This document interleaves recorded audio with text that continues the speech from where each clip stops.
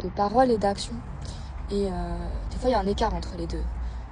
Parce qu'en fait, la personne n'est pas consciente de ce qu'elle veut, de qui elle est surtout.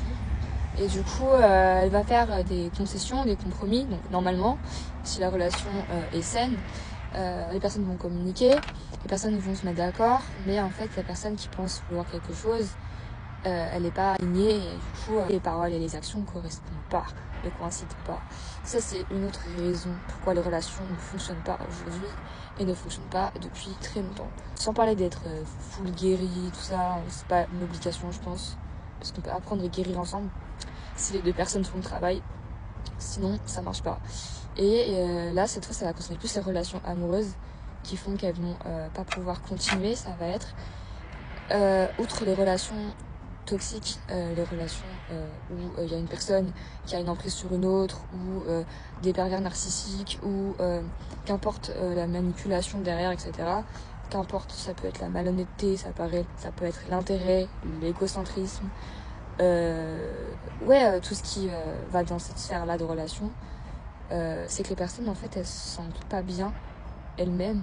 Et quand elles rentrent en relation, elles attendent de l'autre toujours que l'autre la rende heureuse, la stimule. Et ça, c'est un truc de ouf. Tout à l'heure, j'étais assise quelque part. À côté de moi, il y avait un couple d'une cinquantaine d'années, 40-50 ans. Et ils étaient tous les deux sur leur téléphone. Donc on va pas parler d'à quel point les téléphones, ça coupe la relation, même si ça, c'est une vérité aussi. Mais c'est surtout le mari, là, cette fois, c'était le mari qui essayait de faire des pas vers sa femme, je suppose que c'était sa femme ou sa compagne, pour avoir une personne totalement repliée sur elle-même, qui vraiment n'avait pas l'air réceptive du tout aux tentatives de son mari de faire des pas vers elle. Et en fait, ça m'a fait penser à ça. Ça m'a fait penser que souvent, on est un peu blasé quand on est qu'avec une personne, parce qu'on oublie de se faire kiffer la vie, en fait. On oublie de kiffer la vie seul. Et on attend toujours que l'autre nous apporte que ce soit. Et en fait, on n'est plus dans l'échange, on n'est plus dans la curiosité, on n'est plus dans le partage de rien. On garde cette espèce de routine, et la routine, je pense, ça écrase les couples.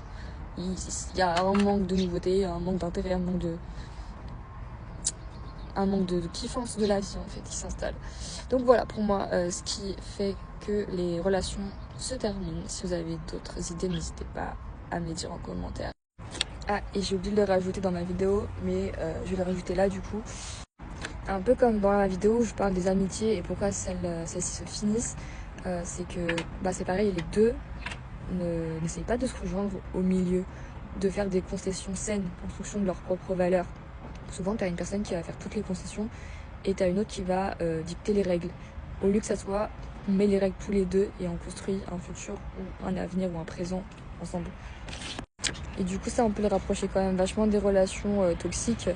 En tout cas, ça peut en devenir une très rapidement si les personnes ne sont pas transparentes et bien évidemment si elles ne communiquent pas sainement leurs besoins émotionnels au lieu de faire des reproches, et si elles ne s'écoutent pas pour se comprendre ensemble plutôt que de se critiquer et d'avancer.